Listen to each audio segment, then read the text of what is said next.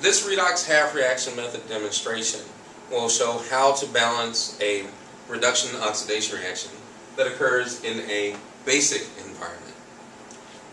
The major parts of the process remain the same, but there is an additional step at the end to acknowledge that we are using base. So the first step is to do a separation into half reactions. And this is the thinking step because we have to make sure that we get that separation correct in order to be able to successfully balance everything else in the rest of the procedure.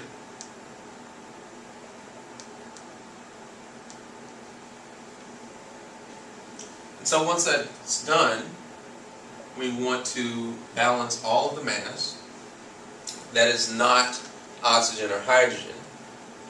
So for the half reaction involving aluminum, this is very straightforward.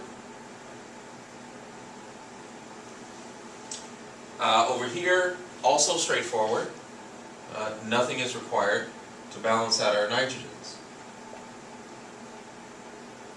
The next step is to balance our mass of oxygen.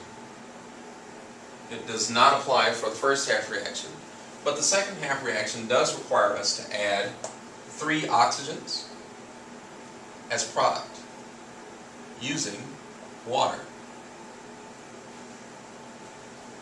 The next step is balancing the mass of hydrogens. Our first half reaction does not require this. The second half reaction does require us to count up how many hydrogens we have on the product side and add a corresponding number of them on the reactant side. So 3 times 2 is 6, plus 3 more means that we have 9 H+. And at this point, all of our mass is properly balanced. And now, we have to make sure that we respect the charges. In this case, we have neutral versus positive 3. So we can make both sides have the same amount of charge if we add 3 electrons as product. Here we have neutral and we have -1 and +9, so that's +8. And if I add 8 electrons, then both sides will be neutral. So the next step is what I call pre-combination. And the purpose of this step is to determine the number to multiply both of these by so that our values of electrons will total the same, but that our electrons remain on opposite sides of the yield sign. So these 3 electrons are product and these 8 are reactant. If I multiply this first half reaction by 8 and everything in the second one by 3, then I am guaranteed to be able to cancel out all of my electrons in the recombination step.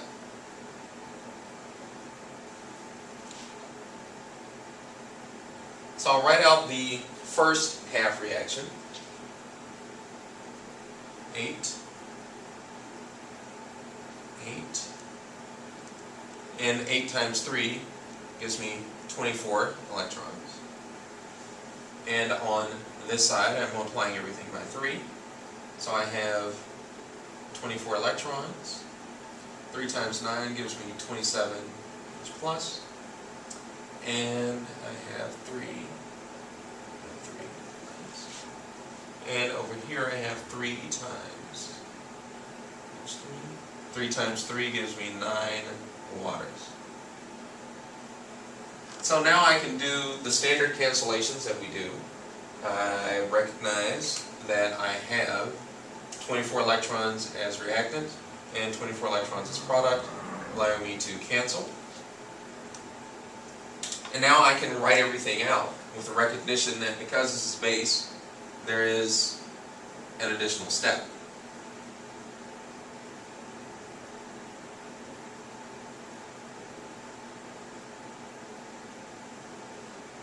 All along the way, we've performed our balancing steps as though we have all water and all acid. But the truth is that this is done in a basic environment. And because this is done in a basic environment, we have to account for that by adding in a corresponding amount of hydroxide to cancel and neutralize out the hydrogens. And in order to respect the balance, I will have to add it to both sides.